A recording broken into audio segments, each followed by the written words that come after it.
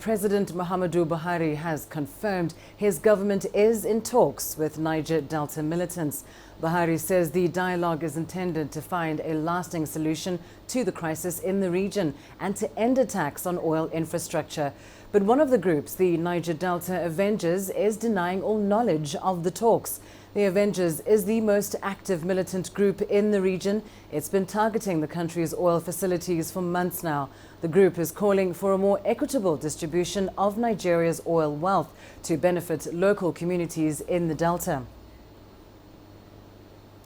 Well, let's get to the latest on that story now. I'm joined live from Lagos by CCTV's Deji Badmus. Deji, to begin with, what can you tell us about these talks between the Nigerian government and militants in the Niger Delta? A bit worrying that the Avengers claim no knowledge of these talks. Well, it's actually worrying, to be candid, Lindy, because the president made that statement yesterday that his government was in talks now with the militants of the Niger Delta. But from what is coming out of the Avengers today, it appears the government might be talking to a different group, probably MEND, because there's another group known as MEND. That's the movement for the emancipation of the Niger Delta. So it's a tough one. MEND, the Avengers have now come out to say they are not in talks with the government, that they're going to go ahead with their campaign, their bombing campaigns, and that they can only talk with the government if the government was ready to invite the international community to be represented now in the talk. So no doubt more explanation will still be needed from the government, more clarification as to the group it is talking to.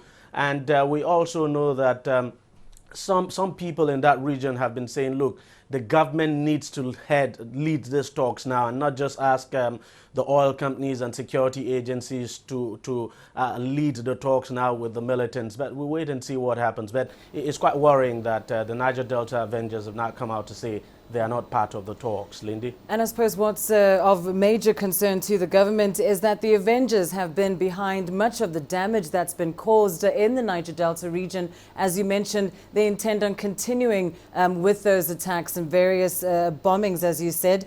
Just how much damage has been done to oil installations in that area?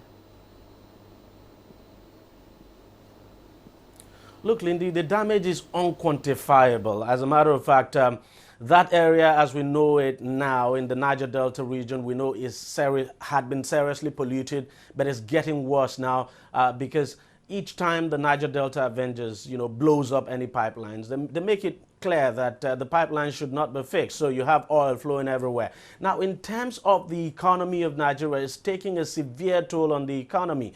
The national income has gone down. Government revenue has gone down.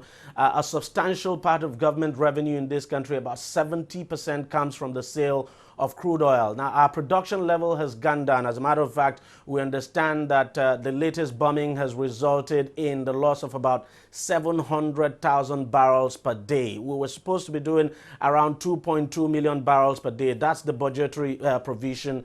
Now, we're doing less than that. Now, if we were doing less than that, it means there'll be less revenue coming to government. With less revenue coming to government, that is a serious problem. Lindy, as you know today, Nigeria is facing a severe forex shortage.